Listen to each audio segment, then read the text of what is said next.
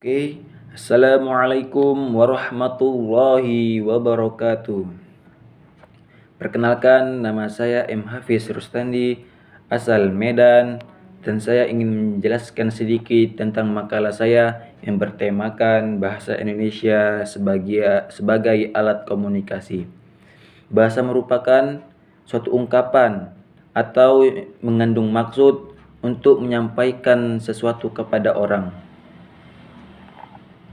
Sesuatu yang dimaksud di sini adalah bisa dipahami dan dimengerti oleh pembicara lawan lainnya menurut apa yang kita sampaikan. Kehadiran interaksi antar manusia maupun hubungan manusia antar kelompok sangat besar peranannya untuk meningkatkan atau menumbuhkan kekayaan bahasa. Kalau tanpa bahasa, manusia tidak akan bisa melakukan apapun karena bahasa adalah sebagian dari alat komunikasi mereka. Bahasa itu sendiri adalah sesuatu hasil dari karya manusia untuk mengkomunikasikannya berbagai pendapat, perasaan, emosi, dan hasrat. Bahasa menjadi beragam dan bervariasi bukan disebabkan para penuturnya tidak homogen, tetapi karena interaksi sosial mereka dilakukan secara beragam. Keragaman ini akan semakin bertambah kalau bahasa digunakan oleh penutur yang banyak dan wilayah yang sangat luas. Dan adapun hakikat komunikasi. Menurut Nugroho, hakikat komunikasi adalah kegiatan yang dilakukan oleh manusia untuk menyampaikan isi pesannya kepada orang lain untuk mencapai suatu tujuan. Manusia hidup dalam dua komunikasi, setiap hari dan setiap saat.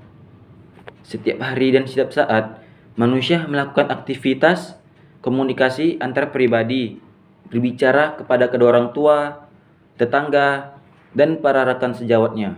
Mungkin hanya ini yang bisa saya jelaskan sedikit tentang bahasa Indonesia sebagai alat komunikasi. Dan selanjutnya akan dilanjutkan oleh rekan kawan saya. Oke, kurang lebihnya saya mohon maaf. Assalamualaikum warahmatullahi wabarakatuh. Assalamualaikum warahmatullahi wabarakatuh. Perkenalkan, nama saya Jin Aprilia Lubis. Saya ingin melanjutkan penjelasan dari teman saya.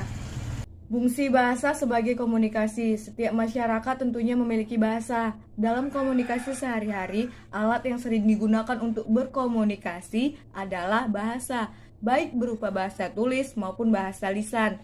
Bahasa sebagai alat komunikasi berarti sebagai alat bunyi yang mempunyai maksud dan tujuan yang digunakan pemakaiannya untuk berinteraksi dengan lawan bicara agar tidak tercipta suatu kesalahpahaman. Ada beberapa fungsi bahasa sebagai komunikasi, yaitu A. Fungsi informasi, B. Fungsi ekspresi diri, C. Fungsi adaptasi dan integrasi, D. Fungsi kontrol sosial. Selanjutnya adalah yaitu keterkaitan antara bahasa dan komunikasi. Di dalam kehidupan manusia sangat dibutuhkan suatu keakraban satu dengan yang lain. Kita sebagai makhluk sosial hidup saling membutuhkan. Integrasi, D. Fungsi kontrol sosial. Selanjutnya adalah yaitu keterkaitan antara bahasa dan komunikasi. Di dalam kehidupan manusia sangat dibutuhkan suatu keakraban satu dengan yang lain. Kita sebagai makhluk sosial hidup saling membutuhkan. Untuk menjalani hubungan satu dengan yang lain, kita harus membangun sebuah komunikasi. Karena tanpa komunikasi, manusia tidak bekerja sama dengan orang lain. Oleh sebab itu, manusia hidup berkomunikasi merupakan tuntunan yang harus dilakukan setiap manusia agar manusia bisa dengan mudah membangun relasi yang harmonis dengan sesama.